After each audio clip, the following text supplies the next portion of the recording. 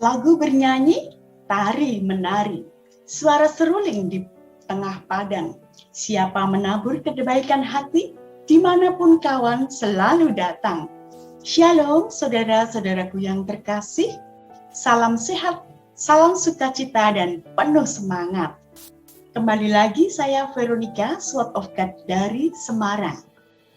Hari ini saya akan membawakan renungan Lectio Divina tentang seorang tokoh yang murah hati. Sedikit sharing, suatu hari ada tetangga saya datang ke rumah. Dia minta tolong supaya saya membeli sepeda motor milik almarhum suaminya. Waktu itu saya berpikir sebenarnya saya tidak butuh karena saya sudah mempunyai sepeda motor.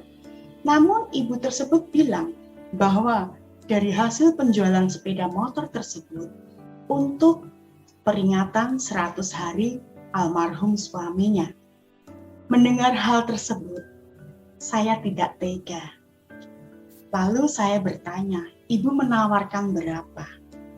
Kemudian ibu tersebut memberikan dengan nominal yang dia butuhkan. Tanpa menawar, saya membayar sepeda motor tersebut. Terlihat di wajahnya senyum dan genangan air mata sukacita. Saudara-saudaraku yang terkasih, dari kejadian tersebut, saya teringat akan Injil hari ini. Kisah Para Rasul bab 9 ayat 32-43 yang berbicara tentang seorang perempuan yang banyak sekali berbuat baik dan selalu memberi sedekah. Meski yang saya lakukan tadi begitu sederhana, namun ternyata sangat berarti bagi ibu tersebut. Dikisahkan di dalam Kisah Para Rasul, ada seorang janda dari kaum Yahudi yang tinggal di Yope. Ia bernama Dorcas. Dia memiliki 2 nama panggilan.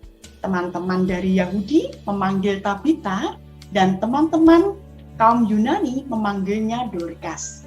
Alkitab mengatakan bahwa Dorcas dikenal sebagai orang yang banyak sekali berbuat baik dan suka bersedekah, sehingga hidupnya menjadi berkat dan kesaksian bagi banyak orang. Dorcas adalah seorang wanita yang luar biasa. Satu-satunya keterampilan yang dimiliki adalah menjahit. Tidak banyak orang menghargai keterampilan yang dimilikinya, karena menurut anggapan umum, kemampuan menjahit memang sudah sewajarnya dimiliki seorang wanita. Oleh karena itu, mudah bagi Dorcas untuk berpikir, aku ini bukan siapa-siapa dibandingkan Deborah yang memimpin negara. Aku bukan perempuan yang memegang peranan besar di dalam sejarah negaraku. Aku juga bukan perempuan yang mempunyai karunia. Mungkin kita pun juga bisa berpikir demikian. Siapalah saya ini? Tidak mempunyai peranan yang menyolok di gereja, di komunitas, bahkan saat kita bicara pun belum tentu didengarkan karena kita bukan siapa-siapa.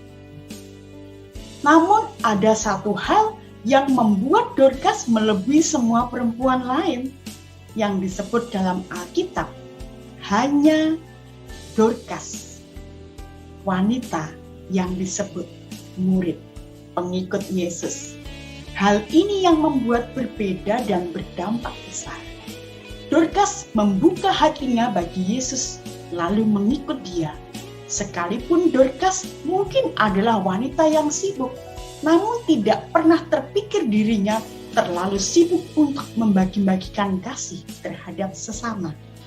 Dorcas menerima Yesus menjadi juru selamat dan Tuhannya. Ciri khas yang menonjol dan patut kita contoh dari Dorcas. Ia mewujudkan imannya dalam bentuk pelayanan yang total.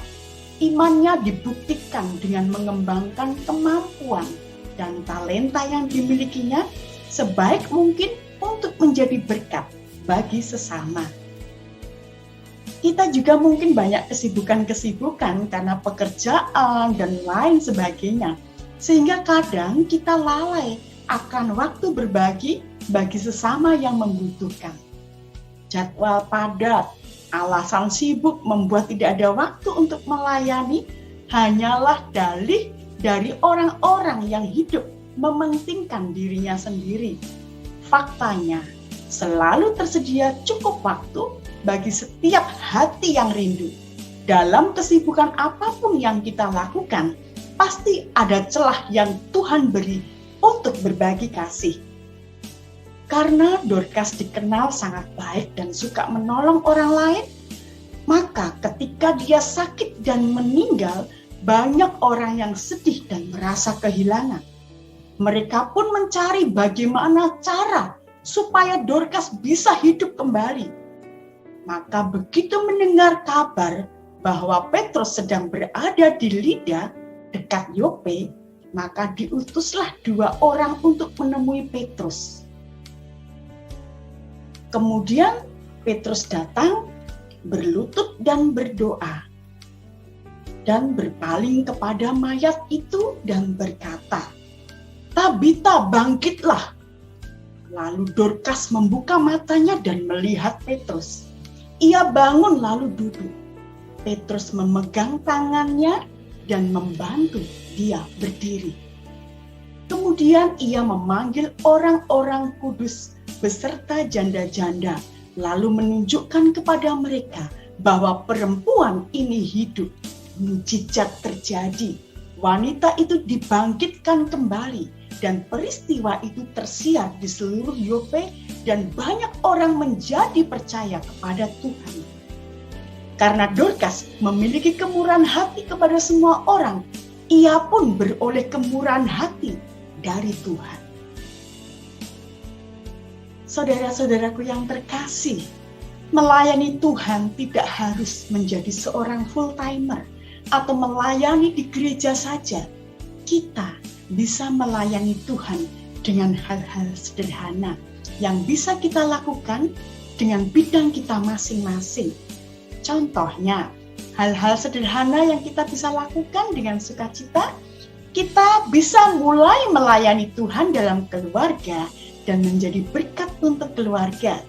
Sebagai istri, kita menghargai setiap usaha suami. Sebagai ibu, kita menyiapkan makanan bagi keluarga. Kita bisa mulai melayani Tuhan dalam lingkungan kita sendiri. Berbagi kasih bagi yang membutuhkan, menjadi pendengar yang baik jika ada yang datang berkeluh kesah dan memberi saran jika diminta. Saudara-saudaraku yang terkasih, justru di kehidupan masyarakat ini adalah panggung kita yang sesungguhnya. Sekalipun apa yang diperbuat oleh Dorcas nampak tak sehebat penginjil-penginjil besar, tapi apa yang diperbuatnya diperhitungkan Tuhan dan berharga di matanya. Jika Tuhan punya waktu untuk merancangkan karya keselamatan bagi kita, mungkinkah kita tidak punya waktu untuk melayani sesama? Sudahkah kita mempunyai ciri khas seperti Dorcas? Sudahkah kita memiliki kehidupan seperti Dorcas yang mampu menjadi buah bibir yang baik karena keteladanan hidup yang ditunjukkan?